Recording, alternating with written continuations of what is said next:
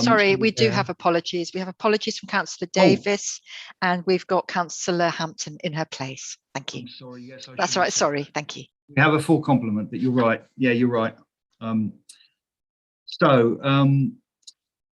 We also have guests with us who I'll ask to introduce themselves in a moment. But I think we've seen them at SD panel before, some of them anyway. Are there any declarations of interest? No.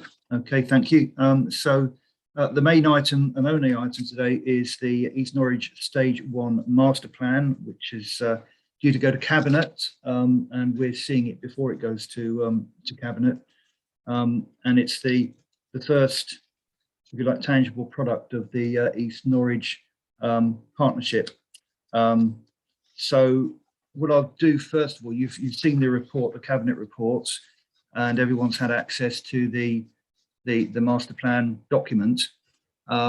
So we've got I'll call them the master planners here today, who've been working on the document from different organisations who we've commissioned to work together on this. So if I could ask them just to introduce themselves so that we all know who they are. So who would like to, should I do it in alphabetical order? Should we start with Anthony? Thanks, Chair. And perhaps I think we should start with Martin, and Martin leads the team. Very diplomatic of you, Anthony. Martin Saunders, I've had the pleasure of joining a couple of your meetings before. I work for a company called, for those who aren't familiar, I work for a company called Avison Young. As Anthony's already said, we're leading the whole master planning process. So that multidisciplinary team that Councillor Scott referenced is sort of under my leadership. And Avison Young, as we move through into the next stages of the master plan, will come more to the fore in terms of the presentations we give and the information we see, because we're really going to be focused on the delivery side of the master plan going forward. And I'll hand over to my colleague Dan quickly. Thanks, Martin. Thank you, Chair. So good afternoon, everyone. I'm Daniel Norris. I'm an associate at Avison Young, supporting Martin and the wider master plan team on East Norwich. And I'll hand over to Anthony, shall I? Thank you. Yes, my name is Anthony Benson. I'm a director at Allies and Morrison. We are the lead master planners, sort of the designers in the team. And so I have some slides that I'll take you through in terms of the sort of spatial strategy and an overview of the engagements, and then Martin will come back. I don't know whether, Martin, you're wanting to set the scene anymore before I share screen? I suppose if the chair's happy with me to do that at this point. Yes, so yeah, I'm quite happy. Yes, I'll hand over to all of you now. That's okay. I was going to say, I'll just check that you didn't have other things you want to pick up. So yeah, from our point of view, what we want to take you through today is, as Andy said, a presentation that walks you through the stage 1 master plan report. So we'll talk to you about the evolution of that, as Anthony said, how that's been informed by consultation, and the sort of key themes and priorities that exist within it. As we go into that and as we go through it, what I'd politely request you keep in mind is that we are at a staging post in a longer process, in a longer program of work to unlock the potential of the whole of the East Norwich area. And what we want to share with you today and talk with you today about is almost a preferred option draft master plan. So should yourselves and should Cabinet agree to move forward with stage 2 of the process, we will start to look at the things we talk about today in a lot more detail. And as I sort of alluded to a moment ago, we will think about delivery and investment and funding the master plan in more detail. But what we want to take you through this evening is what the core components of that master plan are, and then we'll come back at the end with a couple of sort of next steps about where that process will take us in the future. But what we show you tonight and what we share tonight is certainly not fixed in stone at this point. There's still a lot of work to do, a lot of thinking to do, and a lot of engagement to do to get it to that final place. And with that, I'll hand over to Anthony to walk you through that story. Thanks, Martin. So hopefully I will have shared my screen now and you can see that slide deck. Good. Yeah, perfect, Anthony. So yes, so we have a presentation which covers some of the background and then essentially takes you through our stage 1 reports and the plans and proposals set within.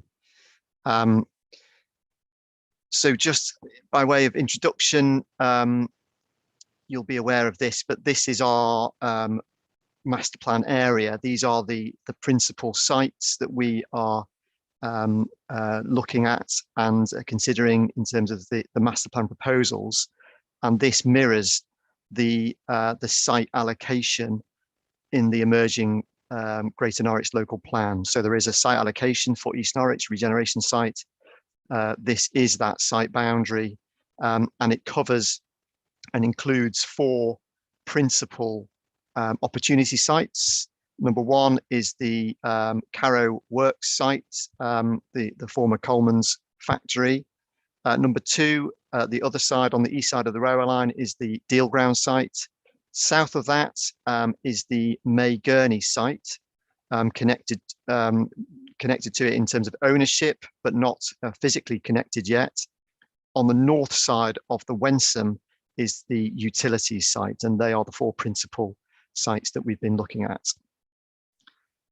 I suppose the most spectacular thing to start with is thinking about the amazing history that the site benefits from. So many stories, so many families have had relationship with the site and have an association with the site from working across the area. So the site's history is really something that is very, very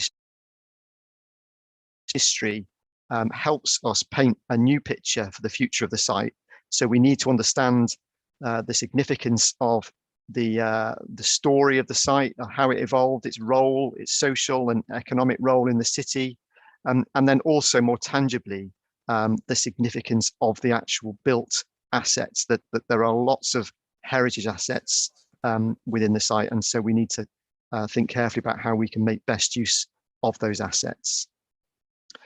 But of course, the site today has so many contrasts in terms of the environment it presents. Obviously, there are heritage buildings that remain, but also, as we'll unpack in a little bit more detail as we pass through the slides, the opportunity to connect the city with the Broads, and the Broads being right on the horizon of the site and right up against, and in fact coming right into the site, really does create an incredible spectrum of conditions, which is an amazing asset to work with, basically. So the intention as we move into stage 2, should we proceed, will be for the document to emerge as a supplementary planning document to support the Greater Norwich local plan allocation. In doing so, public and community and stakeholder engagement is an integral part of the process of agreeing the framework. So we have undertaken 2 stages of informal community and stakeholder engagement to inform this initial stage of concept master planning. The first stage was focused around a drop-in community exhibition session hosted on the Carrow Abbey site in July of this year. So as soon as lockdown eased, we were able to have our first drop-in session. That followed and was preceded by some stakeholder workshops, some member briefings, etc. And that exhibition that was hosted at this drop-in session also was accompanied by an online survey. And the purpose of that, really, at that stage, without any proposals or drawings really having been progressed, was to unpack the opportunities and the vision for the site.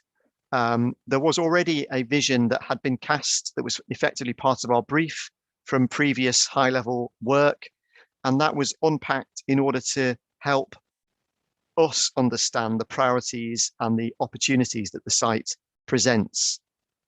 Loads of feedback was received, and that then led to the second stage of community and stakeholder engagement, which culminated earlier a few weeks ago in the middle of October with a second drop-in community session also at Carrow Abbey. And that was also an exhibition session over 2 days. The focus of this time was to show some emerging proposals. And really, it was an opportunity for us to play back the headline themes of the feedback that was received from that first session and demonstrate how we have responded and how the master plan is beginning to respond to the feedback that we've received to date, both from community stakeholders, local residents, but also the identified stakeholders, the landowners, the adjacent landowners, the agencies that have a role to play in the local area. That again was supported by the council's website and also supported by an online exhibition. So this is a photograph of the event itself. It was a busy event over 2 days, attracting almost 200 attendees, much like the first session, actually very, very similar in numbers. And there was 88 surveys returned with the survey sitting alongside the exhibition material. So all of that actually has already been analysed and will form useful feedback as the master plan continues to evolve. So that's an overview of the engagement process that's undertaken, that's been undertaken to date. Now some slides which unpack the master plan and its evolution. So this vision statement, I won't read out all of it, but this is the vision statement that formed part of our brief, and it encapsulates the whole spectrum of issues that make places successful and sustainable. It touches on different land uses, the history of the site, the river opportunities that the site presents. And so the master plan has to respond positively to this vision in order to set out a deliverable framework for the future of this large East Norwich site. And this diagram seeks to capture the opportunities that the site presents, connecting a phase of growth with the city, engaging with the river, engaging with the heritage assets on the site, whilst also providing much more direct connections with the Broads beyond the city limits. So the vision statement that we've set out, or the big opportunities that we set out and explore in the master plan, relate to those three strong themes: the need to and the opportunity to celebrate Norwich's waterfront. And I think between here and the city, there has been phases of growth and phases of development, many of which haven't engaged with the river as positively as they could. And there's a massive opportunity here. All the sites really have a river address of some sort or other. So there's an enormous opportunity for new development to address, to turn and front and face the river, add life to the river corridor, and see it as a massive asset for the city. And that is a central theme for all our proposals for the master plan, and all the sites have that relationship with both of the rivers that frame the site. We also have the opportunity to deliver radically improved connections between the city and the Broads. So these sites have historically been locked up, not publicly accessible, and opening the sites up for redevelopment provides the opportunity to forge new links and create better connections between the city and the Broads. So that is a massive benefit that will be felt not only by new residents who may live or work on the sites, but also the communities around the sites. There'll be a whole host of different options to travel to and from the city through the site, avoiding some of the busy roads that frame it.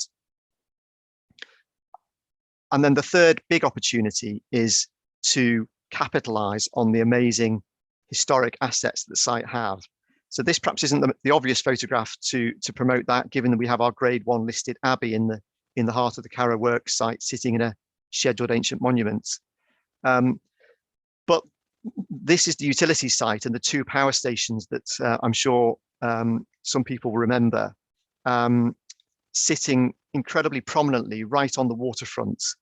And so there is a history here of development having an important city function, having very prominent frontage and address onto the riverfront. And that is an important inspiration for us as we set out a framework for the future. So I think those 3, the celebrating the waterfront, connecting the city with the Broads, and framing the future with the past, are 3 central big themes that really transcend all the other opportunities that the master plan explores and presents. And so those big 3 opportunities are set within a wider series of site-wide master plan objectives.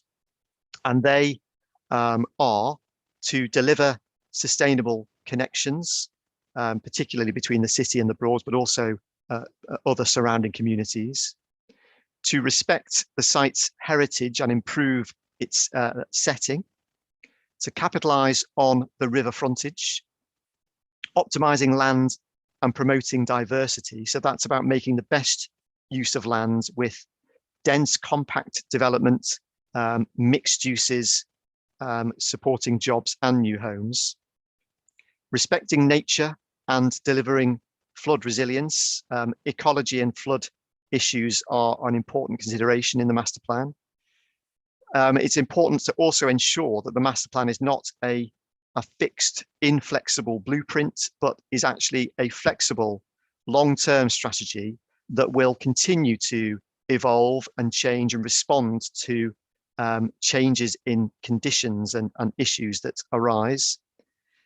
And also to consider how we can support development of the site through an equitable infrastructure provision. So there are some key infrastructure requirements that will unlock the sites. That's something that we'll look at in more detail in the next stage, but that is a very important principle which sits above all of the sites individually. So whilst there are a whole host of opportunities, and the master plan framework is revealed in the following slides, there are obviously some important constraints and existing issues that we had to grapple with, because they set some parameters, some limitations and conditions that needed to be carefully considered as a new future is drawn. So the flooding issues that face the site are significant and important to understand. In particular, they affect the deal ground and the utility site either side of the Wensum east of the river. And so we need to understand the impact that has on the extent of developable land that the master plan puts forward. There will need to be engineering work and re-leveling the sites in order to manage that flood risk, and that's something the master plan and development proposals as they come forward will need to consider carefully. The underground utilities are quite complex, particularly given that the site has this large existing Thorpe local substation on the utility site. So there's a lot of infrastructure beneath ground that is coming and leaving that facility. And of course, the pylons were undergrounded in the relatively recent times. So there are constraints associated with which will affect the extent of developable land, given the alignment of some of these underground utilities. Some are not massively significant constraints and can be realigned. Others are more significant and will be more costly to move, and perhaps should be respected in the form of new developments. The railway and asphalt plant, which is alongside the railway line that goes south through the site, is an existing facility, and it's an existing commitment.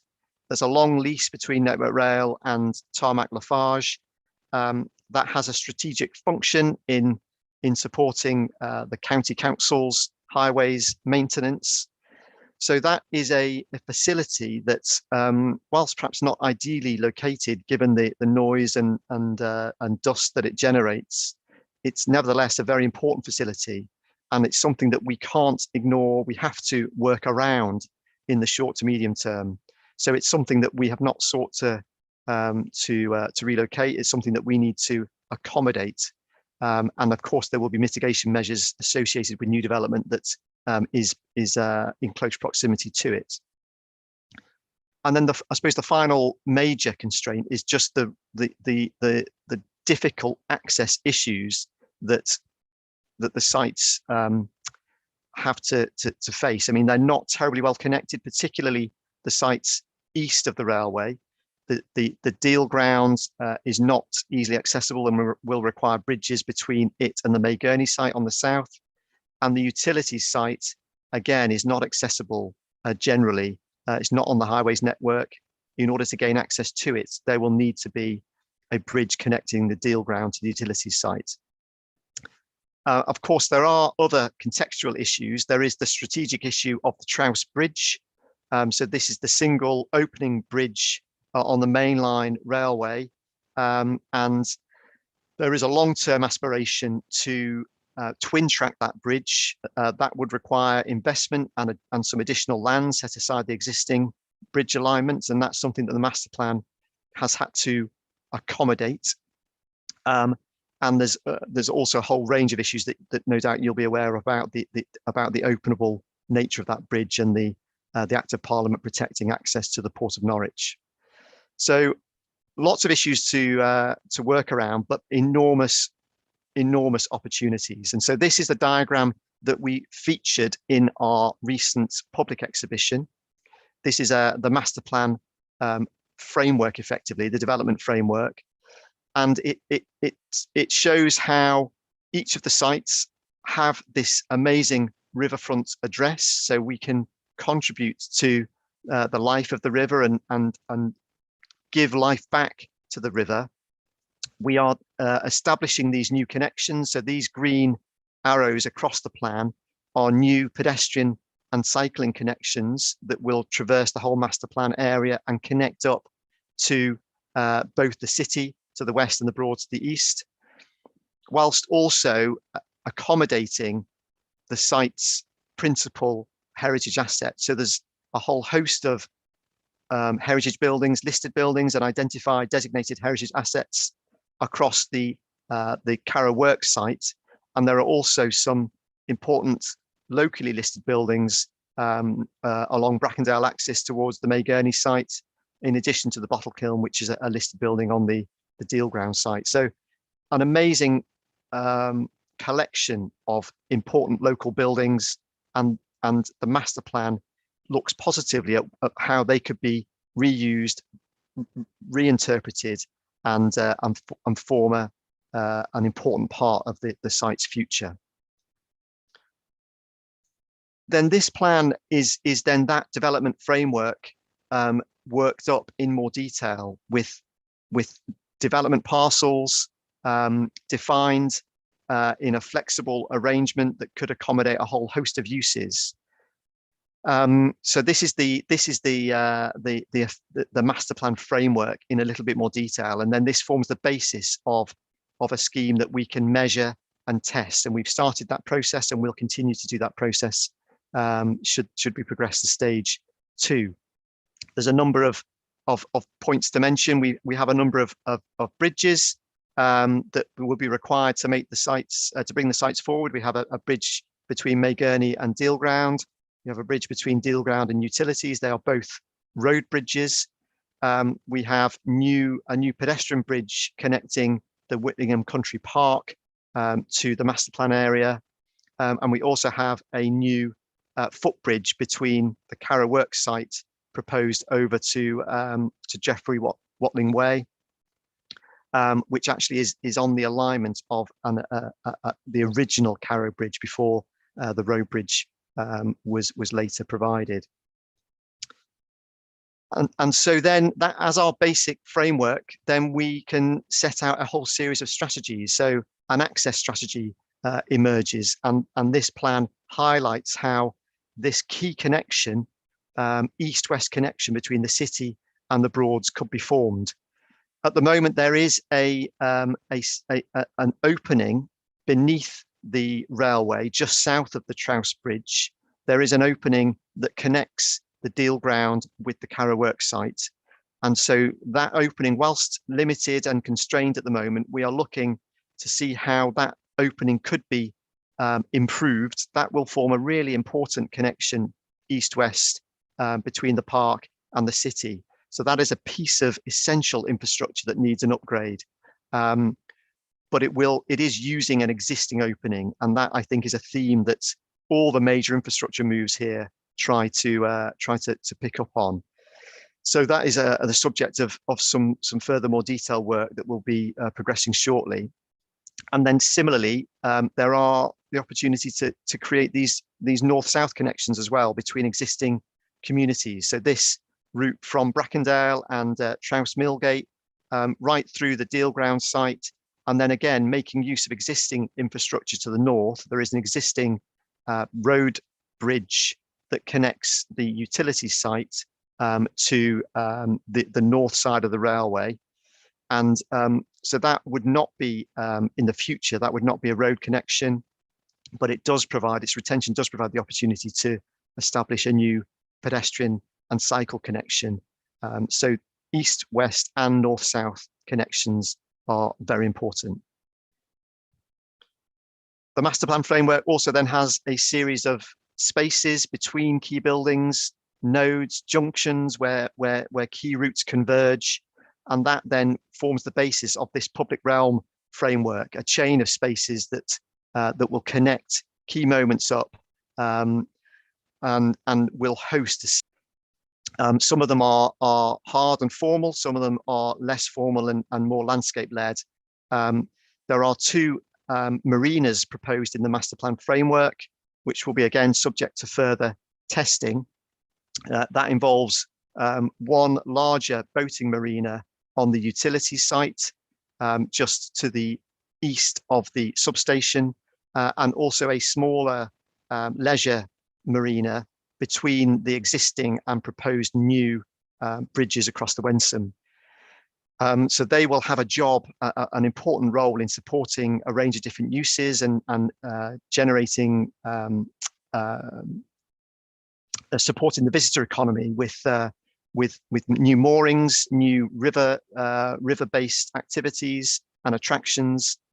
They will provide a wonderful sort of setting for new residential developments, and they will also have a role to play in managing the flood risk issues that the site will face as detailed proposals come forward.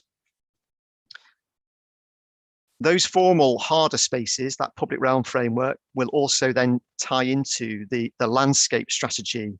So there are some big links and to be made with existing and proposed new open spaces, that the more informal spaces. So there is obviously some green assets, green infrastructure within the Carrow Works site, but we are proposing some green infrastructure on the utility site. And of course, we have the county wildlife site on the deal ground, with links then to some existing open space network beyond the site boundary. In terms of the how the buildings then relate to the routes and the lanes that will pass through them, it's really important to make sure that buildings have a positive address to the routes that will traverse these sites. So active frontages where possible, some with commercial ground floor uses, others with residential ground floor uses, and that will tie into a land use strategy for a range of different land uses across all of the sites. In terms of the housing address, there's a lot of new homes proposed in the master plan, and given the open space assets that we have existing on the site and the new open spaces that we are hoping to promote and support, alongside the river frontage, each and every new home should have a positive relationship with new green space or a new waterfront access. So all of that will help support values, and it will help differentiate new apartments and new homes and houses across this site with other new developments across the city. And we think that is a major asset for the master plan. There is a Landry strategy sort of embedded in the master plan drawings. This is the ground floor uses plan with the different hues of blue representing different types of housing development, from apartments to more traditional houses. And the purples represent the clusters of employment uses. So we anticipate there being 2 principal clusters of employment uses either side, east-west of the Carrow Works site. That's then supported by an economic strategy which supports the range and envisages the range of different types of non-residential, of employment uses that the master plan could accommodate. So as I said, the cluster of employment uses, that the concentration is on the east and west side of the Carrow Works site, but there are also some ground floor uses on the main axis, east-west axis. There's community uses, school and health provision on the south side of the Carrow Works that we've incorporated, and then a range of different other uses, potentially some larger employment-based uses on the utilities site and elsewhere. The emphasis on the making these connections has been on establishing pedestrian and cycle priority across these new routes and lanes that we're creating. So that is the priority number 1, is promoting the walking, wheeling and cycling network across the sites and between the sites and connecting to the city as a whole. But there will of course be the need to accommodate car movements and car parking on the site. That will be provided by a range of different types, and that will depend on the type of development that parking serves. So the apartments where the denser developments are at the riverfront, they will be apartment-based buildings, and there's an opportunity to have ground floor or podium parking arrangements set within those building parcels. There is also, we have accommodated provision for a decked car park to support principally the employment uses, should it be required. If not, then that could be flipped out to other uses, that parcel. And then elsewhere, there would be on plot and on street parking for the new housing-led developments that occupy the more southern parcels of development across May Gurney, Deal Ground and Carrow Works.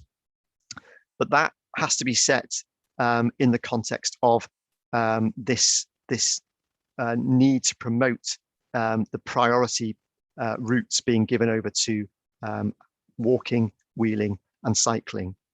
And to support a more restrictive approach to parking provision on site, we are also promoting the opportunity, perhaps in the medium to long term, to incorporate bus services to run through the Carrow Works site. So that's something we've looked at, and our highways advisors have looked at the viability of, and there's nothing to say that isn't possible to achieve. There would be issues about adoptability in terms of the roads that pass through the site, but we've looked at it and we've looked at the geometries, and it should work. So I think that is something that, again, is part of this sustainable transport and sustainable development strategy to promote integrating this new development into the public transport network. More difficult to bring services into the deal ground and utilities sites in the shorter to medium term in terms of public transport and bus connections, principally because the ATB Lawrence Scott site and the land immediately south of that is not part of the highways network. So that would be more complex to promote. And also there are important security considerations in relation to the ongoing use of that important employment use in the city.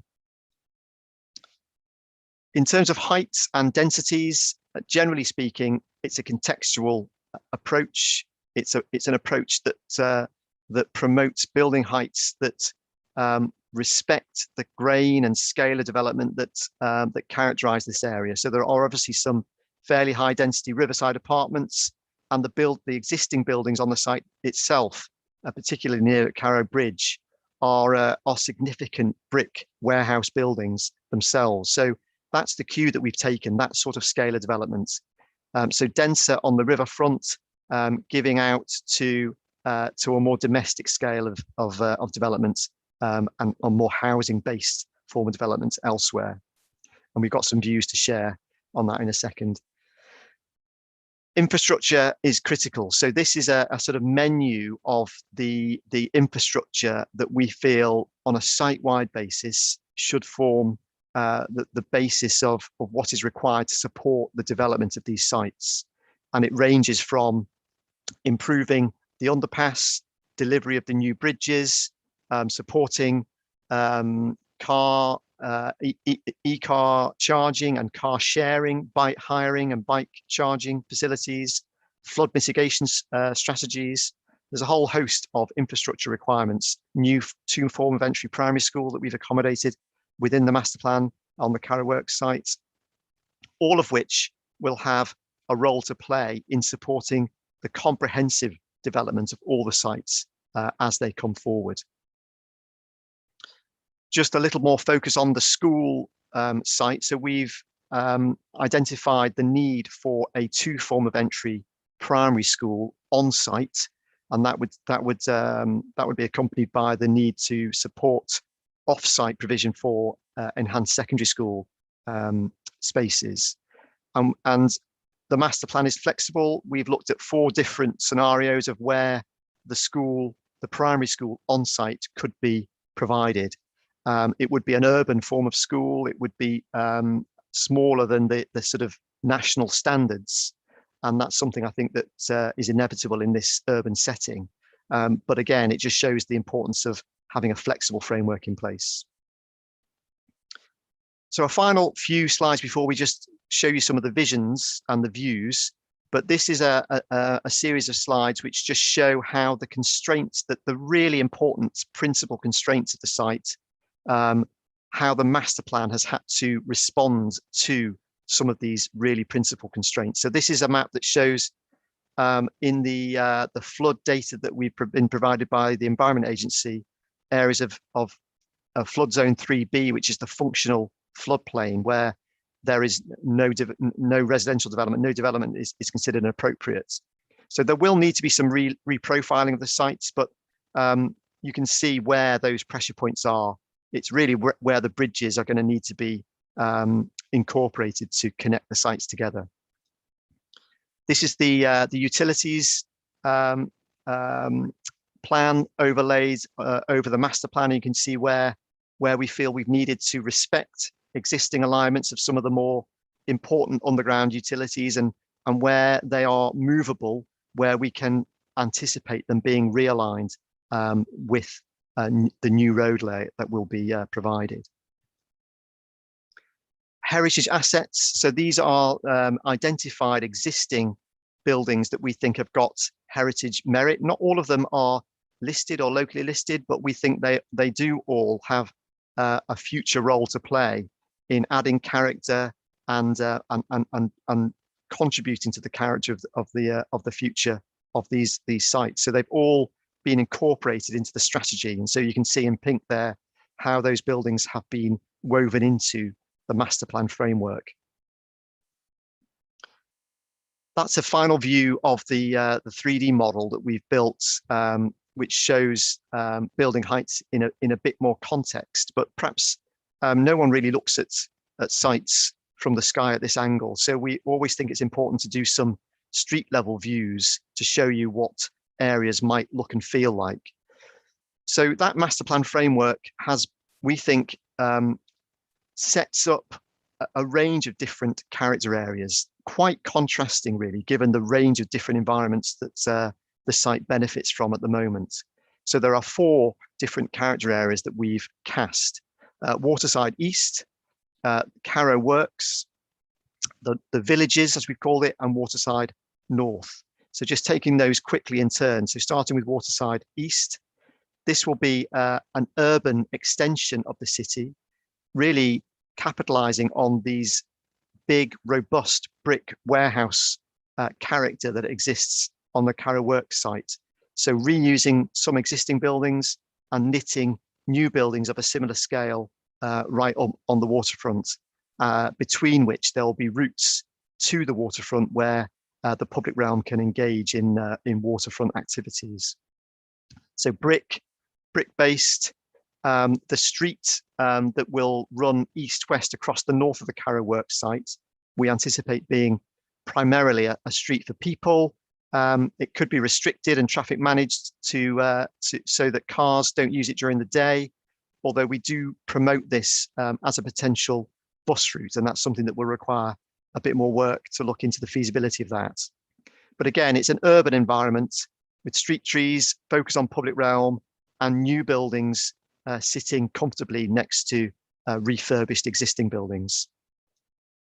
So some precedents of existing places where we take inspiration for how new buildings can help create spaces and frame new spaces and support a mix of uses in an urban context.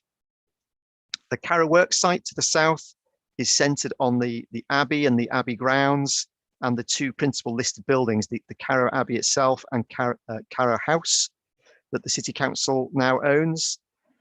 So at the northern end, this is the eastern end of the east-west link across the north of the Carrow Works site, and this is an existing non-listed building, which is the mustard seed drying plant from the Coleman's operation, and we see that as an opportunity to retain, refurbish, and it would form the focal point for this eastern part of the master plan as part of the sort of transition between the Waterside East and the Carrow Works character areas. So similar in context, but perhaps more set piece buildings, set in space, framing new uses with important landscape features as part of the setting of these listed buildings. The villages, which is the deal ground, the southern side of the deal ground, and the May Gurney site, is a more domestic scale of development, more houses than apartments, and it's this threshold between the county wildlife site and the ecology of the River Yare corridor, which runs around it, and this new edge to the city. And it really could be a magnificent and very special place to live.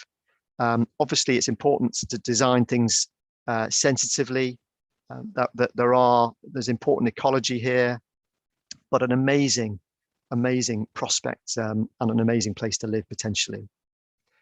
And again, so this is some of the precedent images in terms of the scale of development that we think are relevant. Some things that we've worked on ourselves, others from others, but it's a more domestic scale.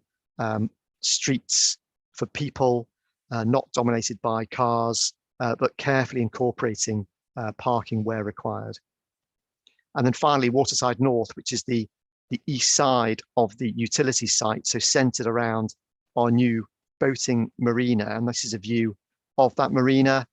This will be there'll be a range of different uses that this could support, primarily residential uses on this eastern side of the utility site. But the marina could support some commercial and some visitor economy uses, and the Riverside Walk will play a really important role in providing flood mitigation to support the redevelopment of the sites as a whole. So again, a mix of apartments and houses, and as you move further to the east, it blends out to family homes. And again, some reference images of waterside environments, both housing and apartment based. So that's a canter through the site-wide master plan, the infrastructure that's required to support it, and then the different character areas that we can foresee and form the basis of our stage 1 report. I'll just flip back to Martin now, who'll just take you through some of the delivery issues. Thanks, Anthony. And yeah, what I want to talk for a couple more moments, hopefully not too much longer, unless we have questions, is really where we've started to try and get to a point of understanding some of the delivery opportunities and challenges with the master plan. Obviously, as we said at the start, that forms the core of the follow-on stages, but we thought it's the only way we can make sure that what you've just seen and what we've just been talking about makes sense, and that there's a level of reality to being able to make it happen. Now, what I would stress is, delivery is never an end point, and certainly isn't a thing you do at the back end of a master plan to ratify that it all works. What we've been doing collectively throughout the process is really working hard about how the sites are formed, where uses are located, how they relate to each other, and the mix of those uses as well. So everything links back to early work we did about market demand, population profiling, housing needs, and all of those things. So we really understood the types of things that Anthony's talked you through that can be on the East Norwich sites, and then also how we can use the assets that we've got to make markets as well and create new opportunities, whether that be major new employment opportunities or different forms of residential. And all of those things are sort of baked into what Anthony's just taken you through. Now, what that really means is, if we get to the sort of the nuts and bolts of the scheme that's on the screen now, it delivers us around 3,470 new homes. Now, as Anthony sort of alluded to throughout the presentation, we're really focused on the fact that that is a mix of homes that meet the needs of existing and future Norwich residents. So that is a mix of new apartments, and that can be various types of apartments, various tenures, and also houses. Now, the split within the model, within the scheme that you see, is about 60% flats, 40% new homes, which is different to a number of sites that we see within the city limits, at least, which tend to be heavily biased towards major flatted development. We think there's an opportunity, given the setting here, to really start that, have a really different conversation about who lives in the city and on the edges of the Broads. We've also made sure that as we've gone through the process, that mix is also reflected through in terms of affordable homes. So all of the work we've done today has made the assumption that we're delivering policy compliant levels of affordable housing. So that's both in proportion and in tenure type, as you can see on the screen. And all of that, as Anthony said, comes alongside around 70 to 80,000 square meters of non-residential space. So that's the schools, that's the community facilities, that's office space, light industrial workshop, studio space, and all of those things. Now, that doesn't mean a lot to many people, and what that really means is that we have the capacity on site to accommodate about 4,000 jobs, permanent full-time equivalent jobs, not including in construction, anything like that. Now, all of that obviously comes at a cost, and things like the infrastructure, we have done the first exercise in costing up all of the infrastructure, all of the build costs, and that comes at a development cost of around £650 million on our first estimates, based on today's prices. And obviously we all know where construction prices are fairly uncertain at the moment, but that is formed out of a mix of sort of the big pieces of infrastructure, the key bits we need to unlock sites, whether that's bridges, whether that's the underpass that Anthony mentioned. Then there's site abnormals, as we would term them. So that's things like the flood mitigation, the demolition and remediation we need to do on industrial sites. So all of that comes with quite a hefty price tag to make all of this happen. Anthony, if we move on to the next slide, what we've also then looked at is not just the cost side. We've also looked at where we might get to in terms of some of the residential values. We've been quite conservative at this point, certainly we haven't priced ourselves at the top of the market, to really then try and understand the first stage relationship between the monetary value of the scheme against the monetary cost of the scheme going forward. That's not to say money's the only thing we worry about, but at this point we just needed that sense check to make sure that the master plan had legs in terms of being deliverable. We've then thought about it in terms of how those sites might come forward. This is not a blueprint, this is not a sequencing and phasing strategy for the area. This is just to be able to test some numbers and how the costs and revenues work in timing sense of when we're spending money and when we might actually get development back. So we've made some assumptions around that you can see on the screen. What we've also made sure we do is we're not assuming that we start at one end of all of this land and then work our way across, and in 25, 30 years time we finally finish. We've started to look at how we might create sensible phases and blocks of development across all of the sites so that they can be done concurrently rather than sequentially. So again, starts to give us confidence that we are getting to a point where sites can come forward as the infrastructure unlocks them. If we move on to the next slide, Anthony. What that really tells us is that there is an opportunity to be had here. Now, what we're really clear on at this point, based on the understanding we have today, that there is value that the scheme generates. So it does generate value, it does generate a return. However, that return is very small in the light of what we would expect a commercial developer to look at. So what we're looking at now, and we would look at in stage 2, is how do we overcome that problem? I think we do have to stress that it does deliver a positive return, and that's a really helpful place to start with. It is what we would expect to find, and actually slightly better than we would find in other regeneration projects across the UK. We do also generate value, not just in terms of profit for a developer, we develop value in other ways. So we do have significant assumptions in the assessment at this point around the community infrastructure levy that would come back to the respective local authorities, and also assumptions around developer contributions like Section 106, where that would pay for other bits of infrastructure. So we do have income streams within the model that we can use to pay some of that cost off. We would also stress, and one of the more interesting things, as I said, we've been quite conservative about how we think about the value of the scheme and the pricing of residential units in particular, is that we haven't really factored in any price or cost inflation yet. We've assumed that they go up in parallel, but we also haven't factored in any residential regeneration benefit. Now, what we tend to find on projects of this scale in areas that are like East Norwich, where they're in successful places, but they themselves probably are in an area that has not been part of the market, and therefore doesn't have the built up market demand. We tend to find that house prices and values accelerate away from the market trend for a while, and we actually find that house price inflation in the localized area goes more significantly than construction costs. And so we've just tried to test that to understand a little bit about what that might mean for the scheme if we were to get house price inflation and value benefits. As Anthony said, from all of the great addresses, we can create above 1% above a rising construction cost, and that actually flips the scheme completely and starts to talk about significant value being generated, where it starts to get to the point of being commercially attractive to some developers.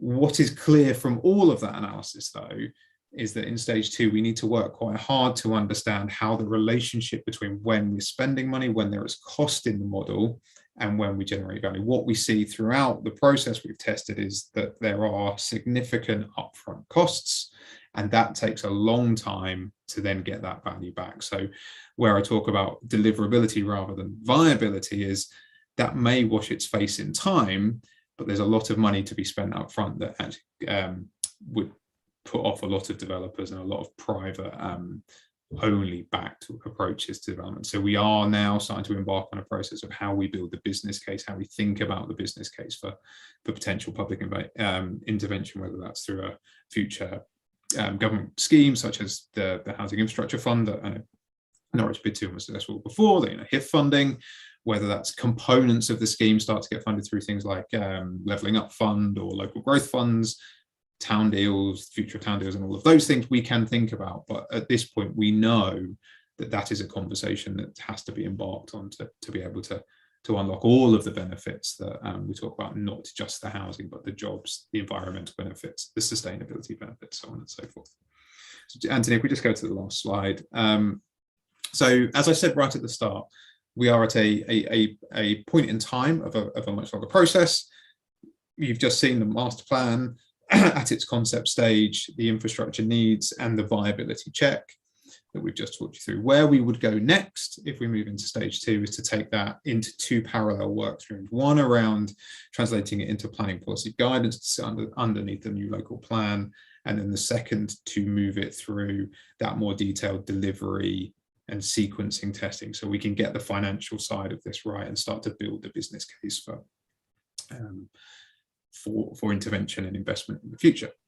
Beyond that point, once the master plan is at that point, there'd be a whole series of other things that would need to be done around planning applications for infrastructure and sites, engagement with neighbouring landowners to sort of negotiate the ability to deliver those bridges, lots more feasibility, detailed feasibility work on some of the key infrastructure moves and marinas, and then building those actual, writing those businesses cases for funding. But, what the master plan does is it proves the concept. It gives all of the evidence base to be able to do that as we move through. So to conclude, we have a really exciting master plan. We hope you're all enthused by what we've been able to talk you through tonight. We think we're in a great position in terms of what the numbers are starting to tell us. And we think as we move into, if we were to move into stage 2, we'd be in a position where we can actually get to the end of that by sort of end of spring next year to really put the city in a strong position to bring forward these sites. And with that, I'll hand back to you, Chair. Thank you, Martin, and thank you, Anthony, as well. So I've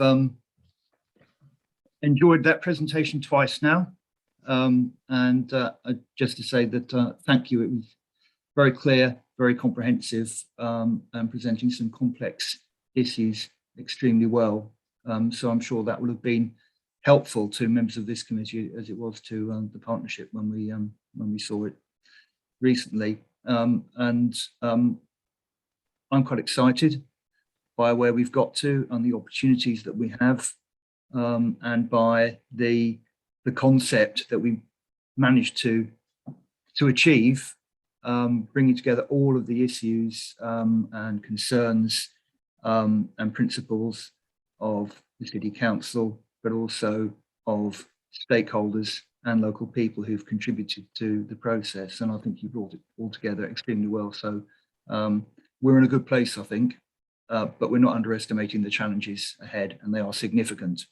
But we are in the very rare position of having a project board comprising all the landowners and stakeholders, where we're all contributing to the cost of this work. We've all got a stake in it. We're all committed to it, and we're all working positively and constructively. And that's absolutely vital if this is going to be a success, and probably pretty unusual. So I think we're again when you talk about external funding, having that partnership in place is an important part of that, will be when that time comes. So I'll open it up for, so first of all, questions. If we try and do this in 2 stages. First of all, any questions of clarity or clarification people have got, and then if there's any comments people wish to make, then we'll take those. But first of all, let's just clarify any questions or issues people aren't certain about, and I'll start taking a list if people could raise their hands. Before we do that, I just want to check whether Graham or Judith want to say anything. Officers? No? No? Okay, fine, that's good. Sarah's here as well. Sarah, did you have anything you wanted to say? No? Okay. Fine, okay, so who wants to go first with questions?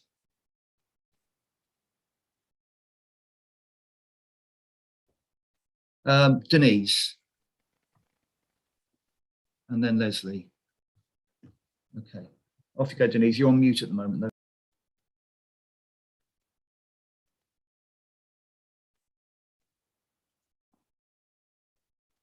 You're on mute, Denise. You're still muted, Denise. Okay, sorry, I've got two screens here. Yes, thank you very much. Indeed, yes, as you say, Mike, a comprehensive approach for these sites is really important. I think I want to ask whether the Environment Agency has come back with an updated flood risk assessment, please. I think I raised it at the last presentation. An updated assessment in the light of the IPCC report of the summer, which says that sea level is rising faster and higher than earlier predicted.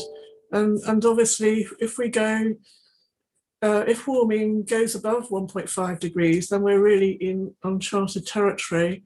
And if we head towards 2 degrees, there's no guarantee that the Broads will survive, and the Yarra is a tidal river.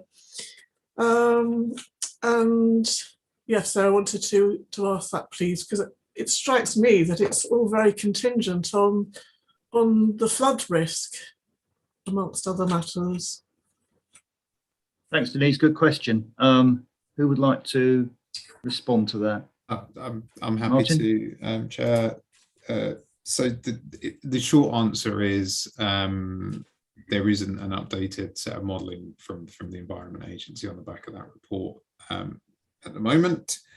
And I think, as we talked about last time we were together in this meeting, we have taken, the modelling we've used was the most up-to-date. It predates IPCC, but as we talked about at the time, it does build in allowances over today's position for estimates of climate change. So we're as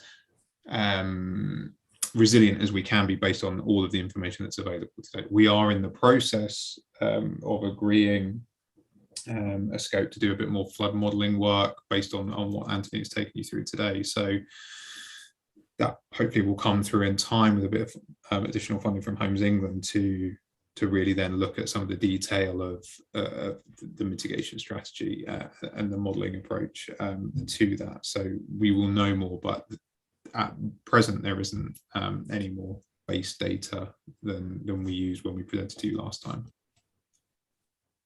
Yes. What is the Environment Agency saying, please, Martin? What have they said to you? What are their latest comments to you?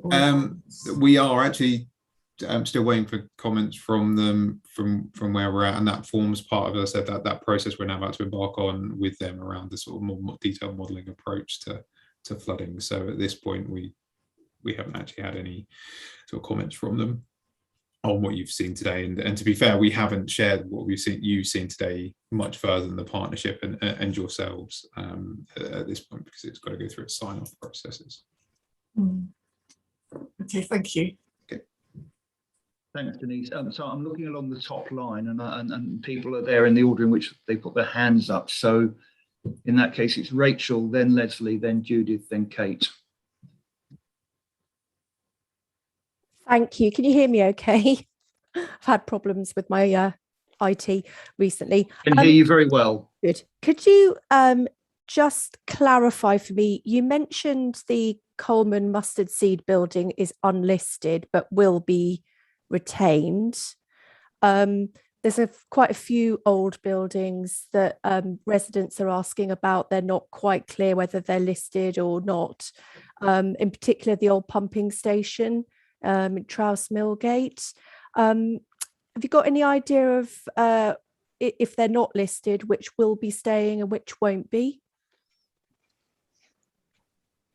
I'll answer that one, Chair. So yes, there's two pumping stations at Trouse Millgate.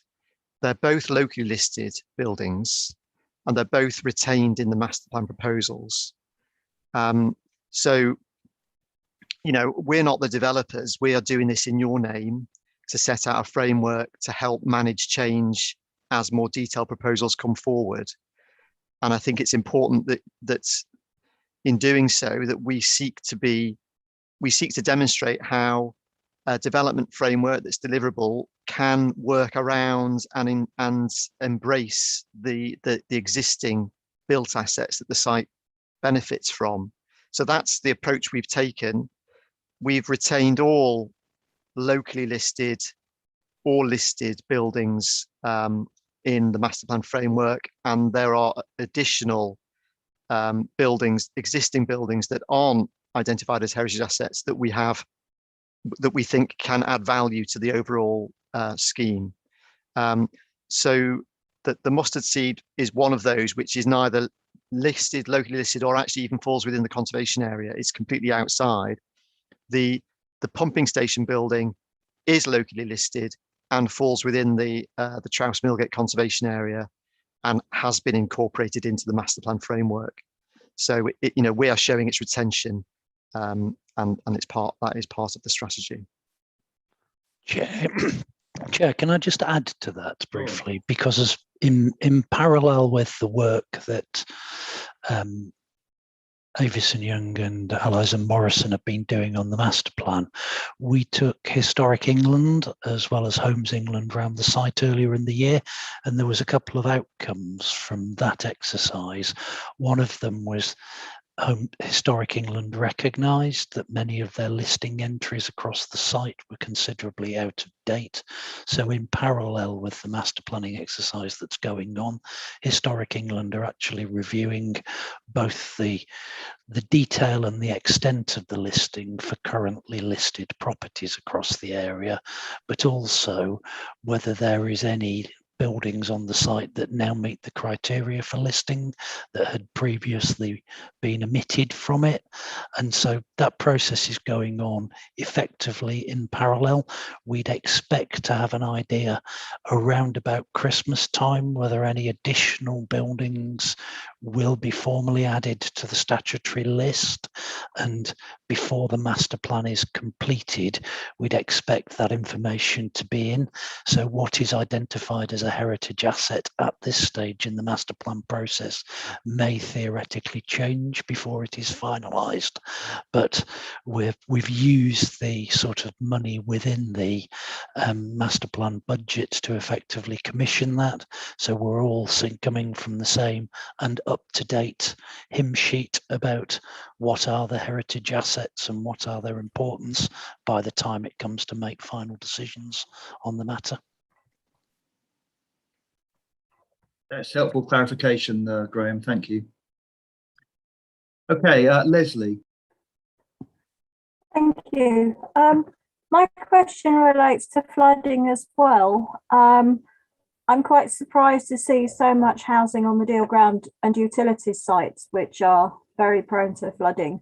And so I'm wondering how we're going to adapt to that, given that the estimates of flooding and of global heating are getting more extreme every time there's a new estimate.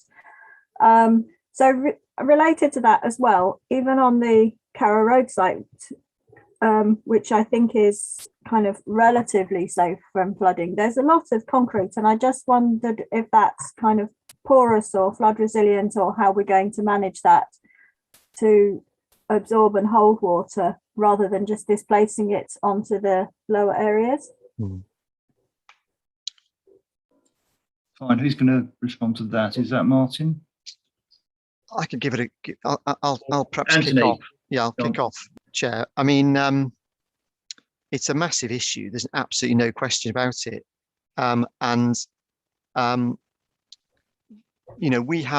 We have a good understanding of the existing pattern of flood risk that is relevant to the master plan area, and we've cast a concept that will form the basis of further discussions with the Environment Agency now that they have something to go on. I think it's quite hard to engage.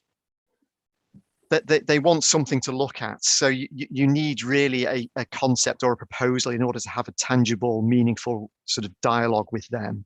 I think it will be easier now. We are a little bit disappointed that we've not managed to get anything back from them at this stage. But I think it will be easier. But we're in no doubt that it's super important, because their support for the scheme will be an important part of the process of getting the documents adopted. It will be the intention is that it will be adopted in support of the policies in the GNLP.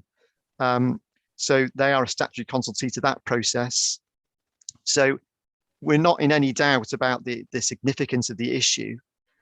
In terms of the amount of development on the deal ground and the utilities sites, they are historic allocations. The deal ground site has permission for 660 dwellings already. The utilities site had a planning application that was withdrawn for comprehensive redevelopment, including mixed use apartment and houses as part of that mix. So there's no doubt that they are that they represent significant brownfield redevelopment sites for the city. We will need to make sure the strategy takes account of the risks, and we will not be allowed to put forward a proposal that just pushes the problem elsewhere. You're just not allowed to do that in these sorts of strategies. So there will need to be a mitigation strategy that deals with the risk and manages the risk in a way that is considered acceptable. We've got advice on our side that is suggesting that we have the basis of a scheme, we have a concept where there is a solution in there. We aren't going to be able to nail that solution down in detail because the schemes that come forward won't mirror exactly the scheme that we show in our concept master plan. But we need to be confident that there is a framework in there that is workable. And the Riverside Walk on north and south side of the Wensum, east of the railway bridge, will probably do the most work in terms of flood mitigation. So there will need to be a remodeled lower lying Riverside Walk where development then steps back and up from. So buildings will be set aside, and that will be the principal measure to mitigate the flood risk. But there will be other measures that will be required. That the marinas may well play a role, and there will be other measures to consider. But it's a process. It needs further engagement with the Environment Agency, and ultimately it needs their support. So yeah, we're in no doubt of the issues that we'll have to deal with to get the thing approved. But of course, the Environment Agency will need to approve it, and that's the fail-safe, if you like, in terms of people who are concerned about the matter, I guess. Shall we take, so next we've got Judith.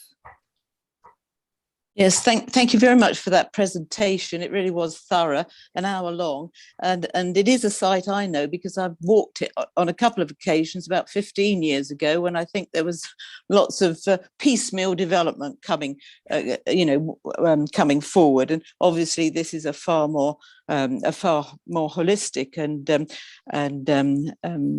sustainable way of going about developing the area. And I do think we've already mentioned the issue of flood risks. The other risk is keeping everybody, I think all the partners on board, and taking everybody along together. Because if you find one falls out, other things, the whole thing might fall to bits. So that's really important. And it's just a bit concerning to hear that the Environment Agency, you actually had to go to them and put a freedom of information request in for some of the information, and that doesn't sound right, really. So I suppose they're not actually they're not part of the partnership now, but you need them on board. So I hope that you can sort that one out. But the actual question I was going to ask was, in the feedback that you responded to in this document, you say that one of the two of the biggest priorities highlighted by respondents was the need for primary healthcare provision and a primary school provision. And although the response is that the emerging master plan will promote sites for a primary school, the master plan also will suggest appropriate sites for healthcare facilities. And this sort of suggest and promote doesn't actually give me much confidence that either will be there in the at the end of the day, as it were. It's just so easy not to make sure that those basic provisions are there, because I don't think we have any way of ensuring that they are going to be there. And I do feel that, you know, it would be it would be great opportunity to find a way of securing those two provisions that got so much response from the public. And I see that they have been responded to, promoting the sites and suggesting. And can you give us anything sort of more concrete than that? Can I just, in defence of our consultants and the work they're doing, they of course don't have the power to require the NHS to put a GP surgery there or a primary care centre, or to require the county council to put a school there. What we need to do it's the process by which that we might, as a planning authority, do it. It's the process. Absolutely, because what they can do is identify the need and ensure that the need is identified. That's right. We then need to work with our partners, so we need to be working with the NHS and with the county council, who are represented on the partnership board, albeit not the children's services section of the county council, but we need to work with them as it becomes clearer what the population is going to be to persuade them to put those facilities in place. But as I say, the master planners, all they can do is identify the need, respond to the public, and make sure that that need is recognised in the master plan. So I'm kind of defending them a bit there, I suppose. If they wish to add anything else and wade into this, they're welcome to. But I think it's a matter for us actually to pick up and try and implement. One thing I would say, Chair, if I may, is thank you for just sort of setting that out. Is probably where I was going to start, and it always sounds better for someone else to defend me than defend myself. But I suppose what we have been doing through this process is a couple of things to move beyond what in a master plan is allocating space, or at least identifying the places where a school would be appropriate or a health centre would be the most beneficial location. Firstly, we have been talking to the county around the schools provisions, so we have engaged with the education team there, the schools team there, about this. And actually, in both our engagement sessions, the schools architect has attended and had some fairly lengthy chats with me and colleagues around the opportunities the site present. So we know they are engaged. We've talked to them about the type of school, the size of school, the population that we generate. So that conversation has started, which is great. On the health side, again, we've done the work to understand what we think we need, and we are now trying to engage with the CCG to, again, start to have a conversation about what provision form might look like, because obviously we have service delivery considerations to take in, like do they want dispersed GP surgeries or consolidated super hubs and all of that stuff. We're trying to have those conversations, at least to get them warmed up to the idea that East Norwich is an opportunity and something we should be thinking about. In stage 2, the other element that brings to that is we look at, in a bit more detail, we've already got some costings, but some of the cost considerations of that and how that can be factored into the, I think Anthony used the phrase very early on in that presentation about equitable distribution of infrastructure and how that plays out as well. So how we actually start to unlock delivery from a financial sense as well, and understanding what the cost is and what the benefit is and all of those things. So again, it comes back to where we think we should be at this point. We can go a bit further in the master plan, but ultimately, as the chair has already said, we then sort of hand the reins back to you and say, through the planning system, that's how, and through your partnership work, that's how we secure the delivery of it. But at the heart of sustainability is facilities near to hand, so that people can walk and cycle to them. And so if you don't get the school and the health facilities, people will have to travel further and move around the site more, and possibly use cars, which we don't want. But, absolutely, and we're very keen that for a whole manner of sustainability reasons, environmental, transport, wellness and quality of life, and actually the co-location of that with workspace and retail and leisure space, so you actually get a sort of economic vitality to it as well. So absolutely, we're talking the same language as you are. The delivery mechanisms are still to be worked through. Thank you. Kate. Thank you. Yeah, some of my questions have already been answered by previous questioners, so that's quite handy. My remaining question was, will we be putting aside space for travellers, travelling communities, whether settled or wanting to stop temporarily? Thank you.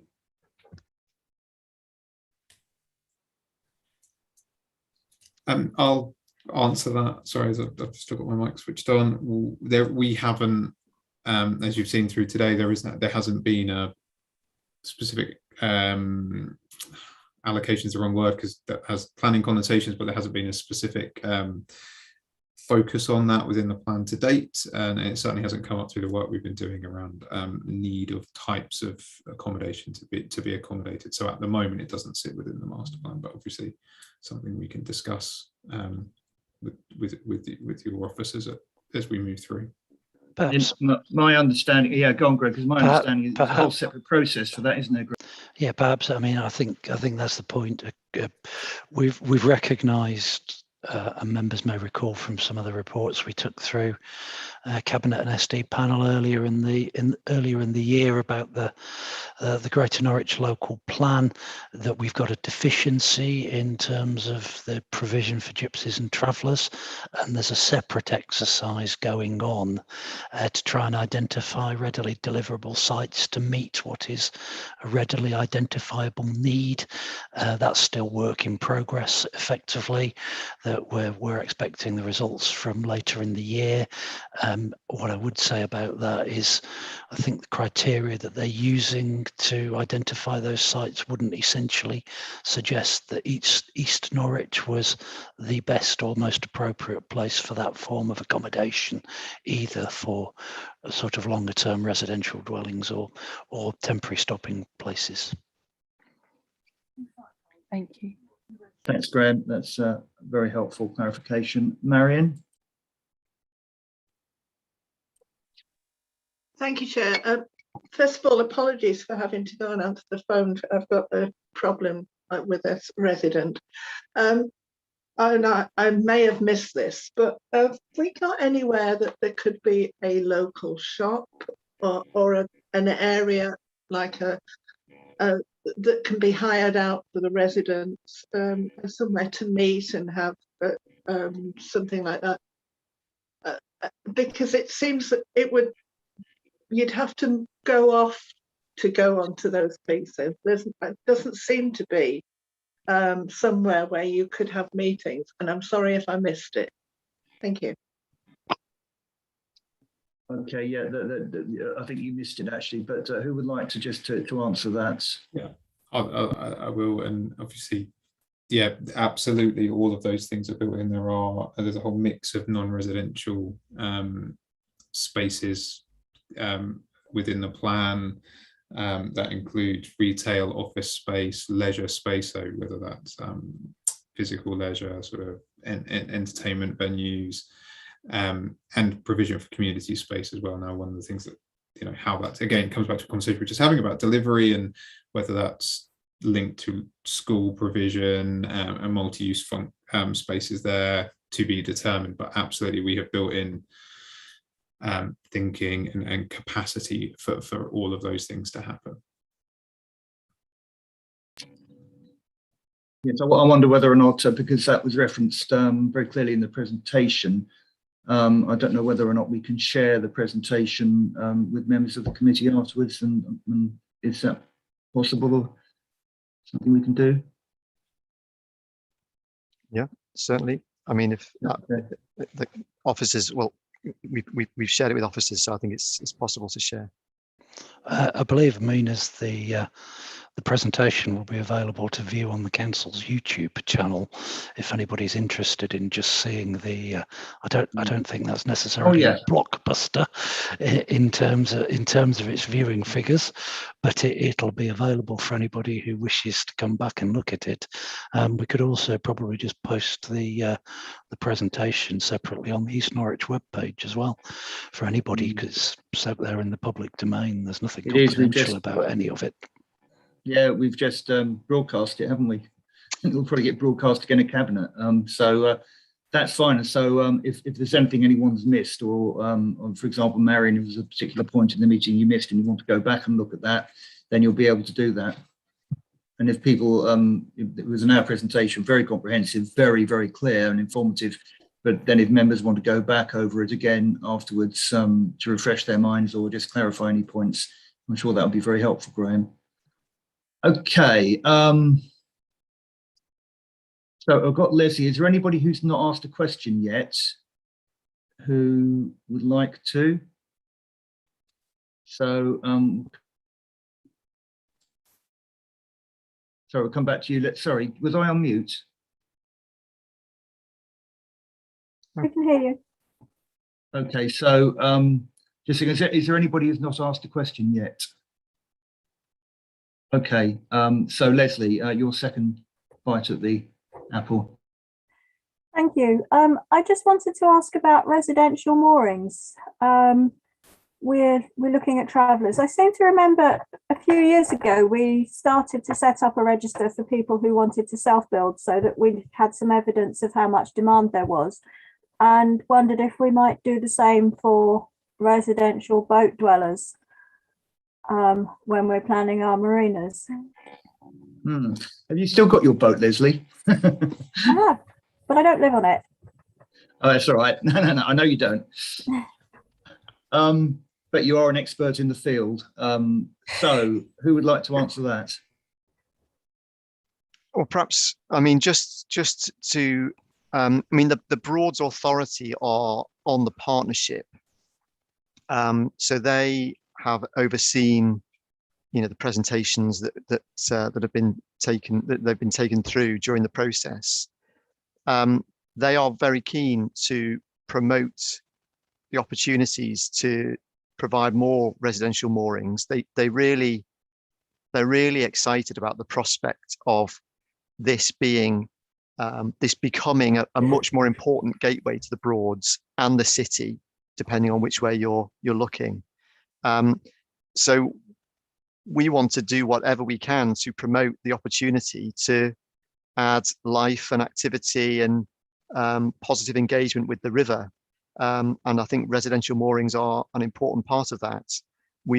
Martin and I were taken up the Wensum and the Yare as it turns into, you know, and by the Broads Authority a few weeks ago. The guy who took us, you know, one of the rangers, knows every single boat and every single occupier. It's an incredible sort of story, and so I think there are opportunities there, and the Broads in principle are actually very supportive of it, and so should the master plan be. I think there's a number of issues at play here about the openable nature of the bridges and the Act of Parliament protecting access to the Port of Norwich, and the role that the marina might play in any compensatory measures should any future bridges not open. So that there are a series of sort of issues to navigate, but I think the principle of supporting more residential moorings and other shorter term visitor moorings in this part of the city is something that the Broads seem keen in principle to support, and I think the master plan will share that.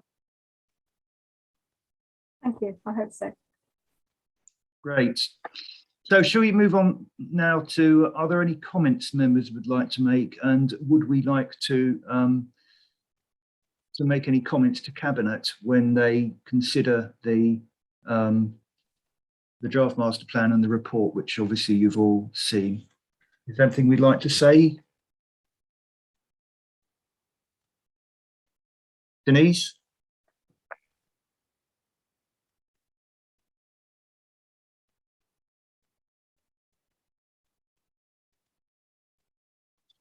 Denise, you're on mute. I know you've got two computers, so it's confusing. Sorry about that. When I can't be heard, it says that I'm unmuted. So yeah, that's very confusing. It is. That's right. Yeah, I've got a concern about the development extending the funneling effect of development that we've already got along the River Wensum. So along King Street, for example, one side is very intensively developed right up to the water edge, and high-rise buildings, huge amount of hard surfaces, very few trees. The landscaping is hard too, for example, at St Anne's Quarter, the new steps. And then that's mirrored on the other side now by Geoffrey Watling Way, which is just a whole string of high-rise blocks, hard surfaces. It's dead to nature.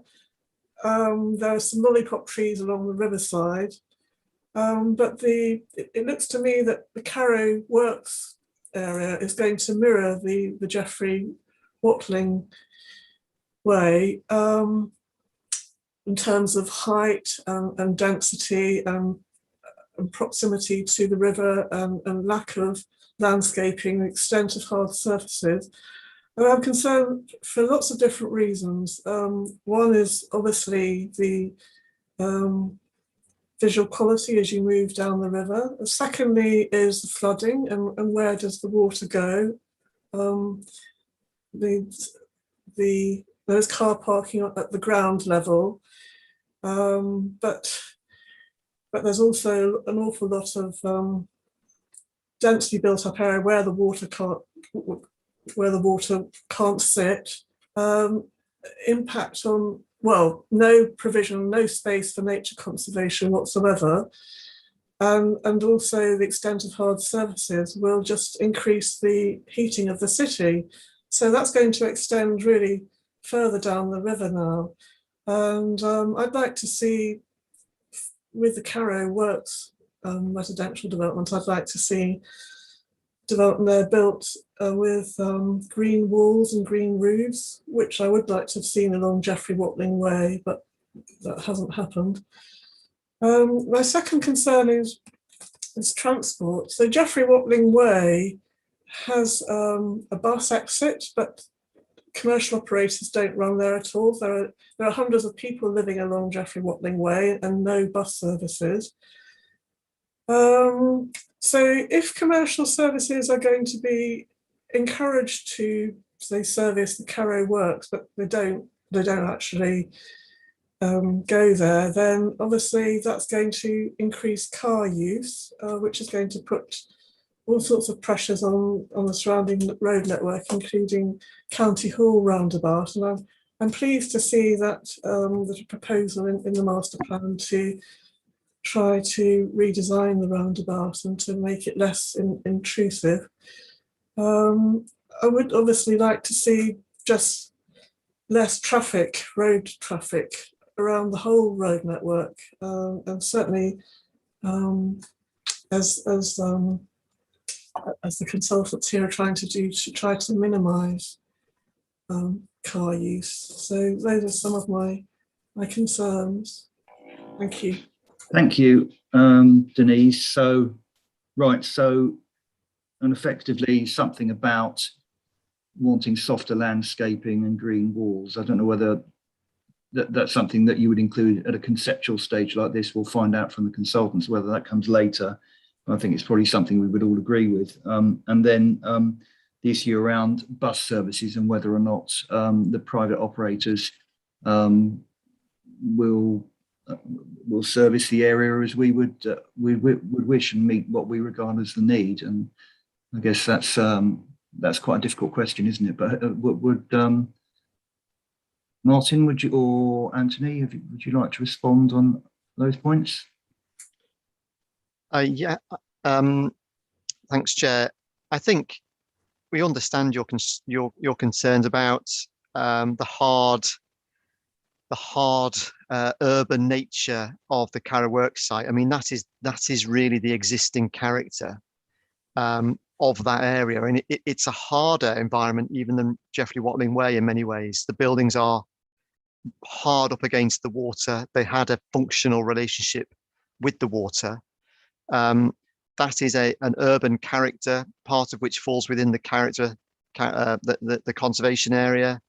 So I think it does set up an urban high density part of the the picture, but the picture is one of huge contrasts and huge variation.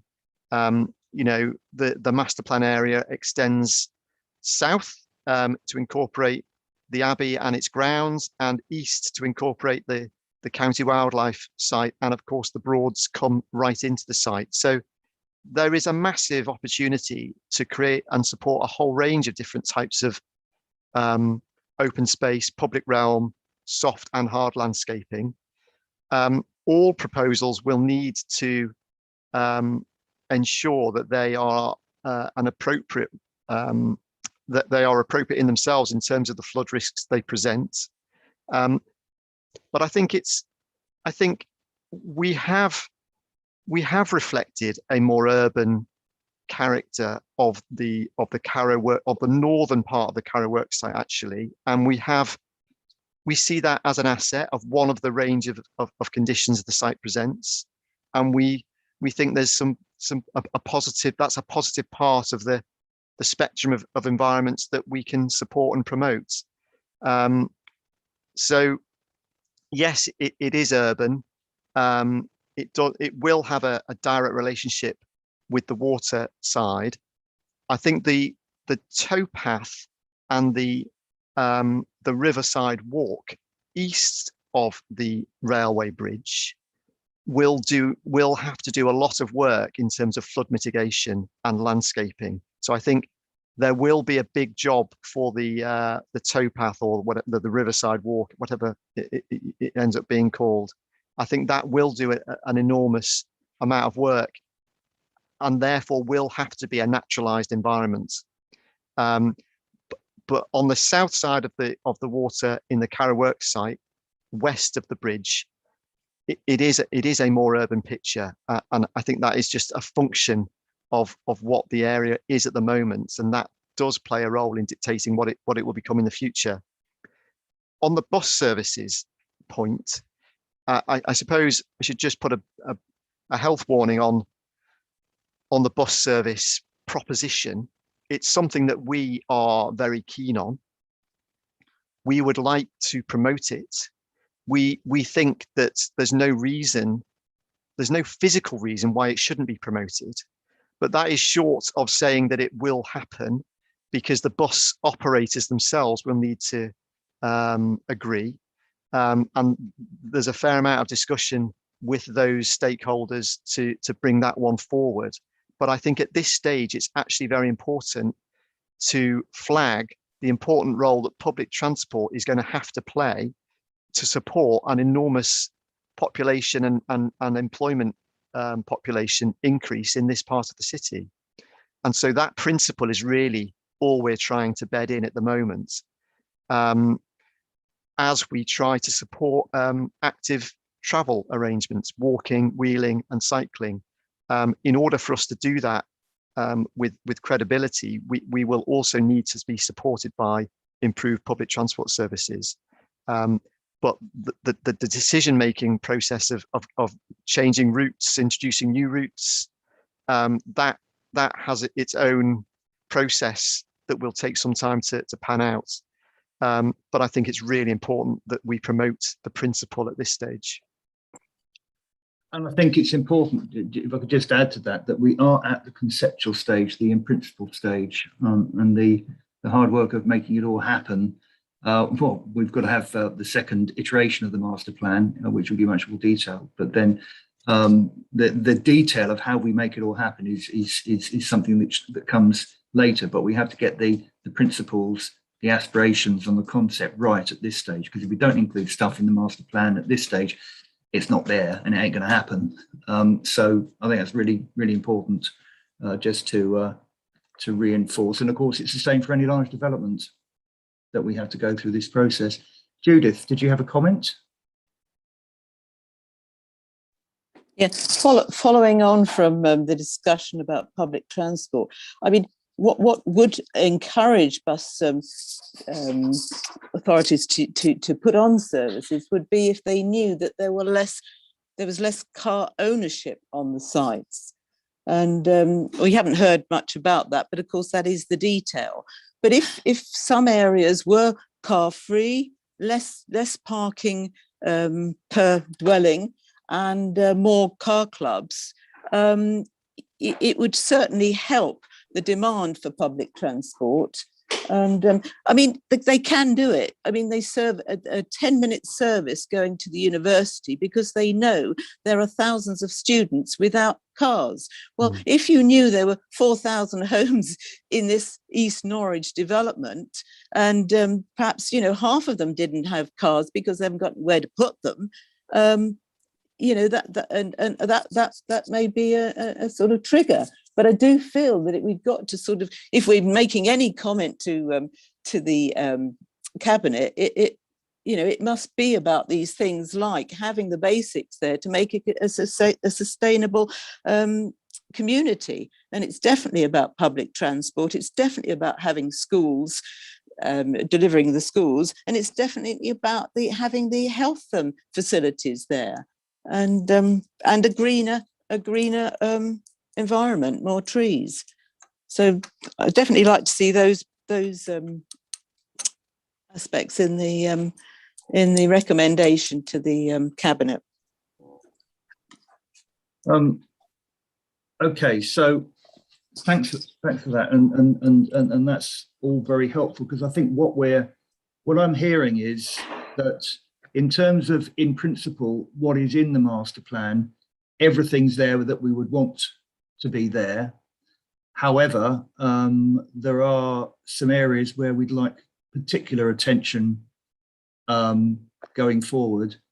So one, for example, is the work with the Environment Agency around flooding risk in the context of worsening climate change, and just to make sure we're as robust as possible about that. And again, we recognise that it's in the report and in the master plan.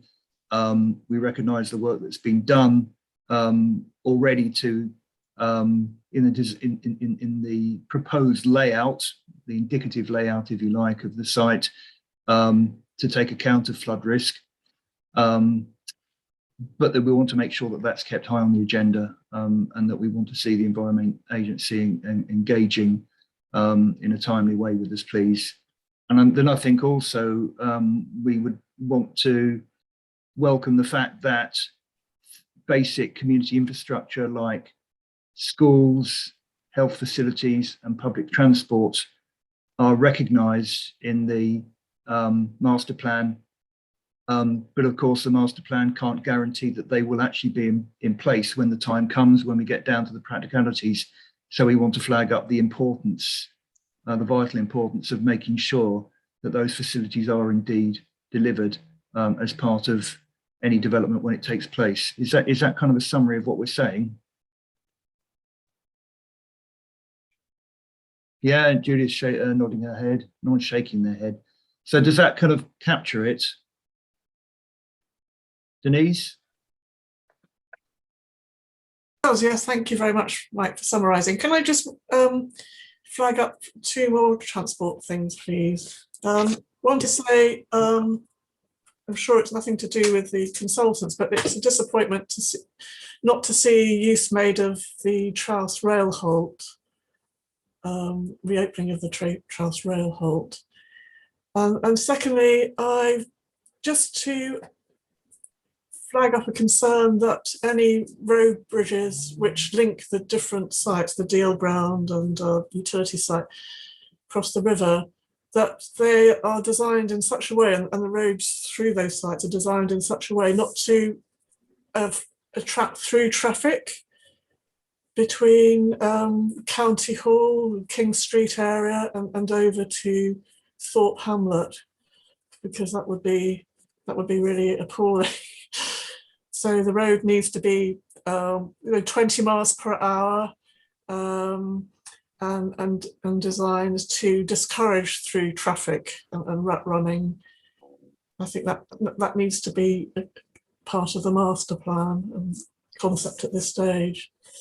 So I suppose what we would say in the master plan conceptually would be that the road system must be designed in such a way as to discourage or prevent through traffic and rat running, and then how you actually achieve that is something that we would discuss later on, if that's okay, Denise. So I think, yes. conceptual stage, and I think we could all sign up to that. But I mean, do the and then the other point you made about the Trails Rail Hall, yeah, I'll pass over to either Anthony or Martin. I'm not sure which one will pick those points up. I'm happy to pick that one up. I think we're sort of going between the two of us. Yeah, we obviously, I think it was raised early on in one of these sessions about the station that did exist, and we did have some conversations when Network Rail and Greater Anglia around that.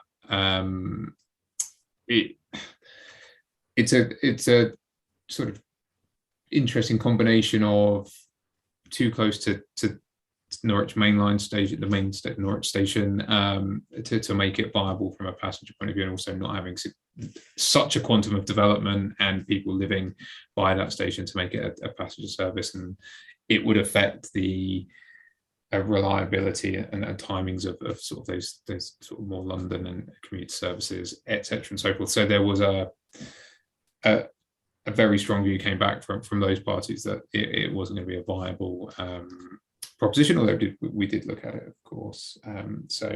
Yeah, unfortunately, it's not something that we, as you've seen, we've taken forward in the master plan sort of movement strategy. I think just on the RAT running side, it's quite interesting actually, because one of the things that stops it sort of up to thought is, of course, the relatively limited opportunity to create sort of significant vehicular points of egress out of the utility site to the north. So actually, the challenges of the utility site in particular become the ability to stop that. We don't actually have any main road connection through routes all the way permeating north to south or east to west. So it does, that has implications, of course, in other directions, but of course that does stop the ability to be a de facto connection on the inner ring road for the city. So we should, by dint of that infrastructure provision, manage that process. But you are right, the streets themselves then need to be designed to calm traffic, make it more livable, and encourage people to walk and cycle on those routes as much as, if not more than, use private cars. So absolutely hear all of that, and certainly in the principles we've been thinking about.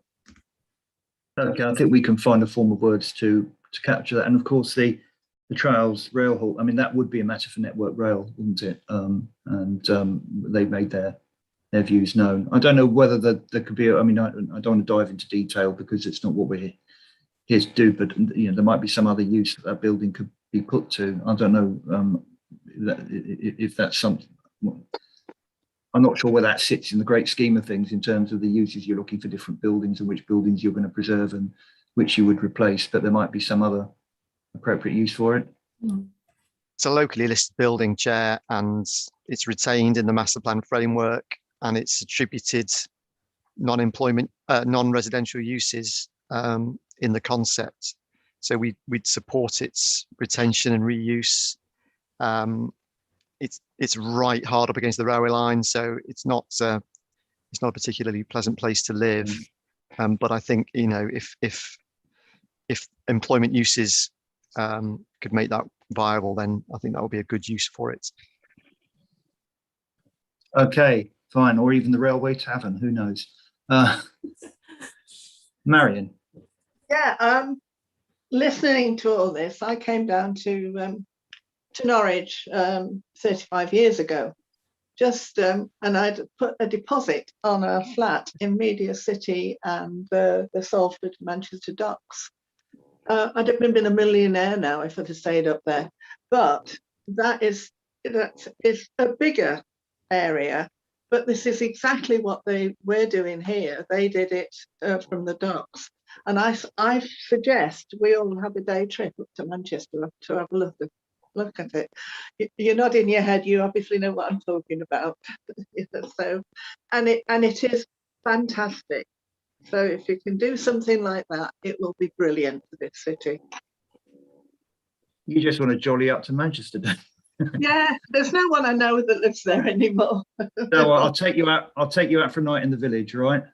Yeah, I've done that. Oh, thank you for that. At the risk of correcting Councillor Maxwell, you may Chair, you may remember that a couple of years ago, the kickstart of this process, we commissioned Fifth Studio to do a bit of wider visioning work on the art of the potential for the area. And one thing that they did at the very back of that document was to scope out the scale of the opportunity that exists here in East Norwich by reference to a number of other places across both the UK and internationally, by showing it on the same effectively scale and footprint of what could be delivered against it. And one of the places they modelled it against was Salford Quays and the Media City complex that you were mentioning. And in fact, actually, the Media City area would fit within East Norwich if you transposed it over to it. Memory serves, it's about 2/3 of the total area of East Norwich. Wow. Yeah, we do it well up there, you know. Brilliant. Okay, so I just want to check, are there any other comments? Just want to check with Jackie, poor old Jackie, trying to make sense of everything. So sort of in the summaries and the comments I've made in response to people's comments, have you sort of got the gist of that? I have, Chair, thank you. Brilliant. So we'll just agree a form of words to go to Cabinet, which would be very helpful, I'm sure. Good. Are there any other comments or questions people would like to make? There aren't. Well, thank you everybody for your carefully considered questions and comments. It's been really, really helpful. It's been a good quality discussion. And in particular also just for our guests, Martin, Anthony, and where are we? Daniel, thank you very much for coming along. Thank you for, once again, as I say, a very clear presentation and very clear answers to the questions. As I said before, great piece of work, progressing well, and really exciting to see the direction it's taking. So thank you. And everybody else, we'll see you at the next regular SD panel meeting, which I think is very soon, Jackie. It is indeed, Chair. It is next week on the 16th. Agenda will be going out tomorrow. We're just seeing so much of each other. I'll see you on the 16th, everybody. Bye. Thank you. Bye. Okay, bye-bye. Bye.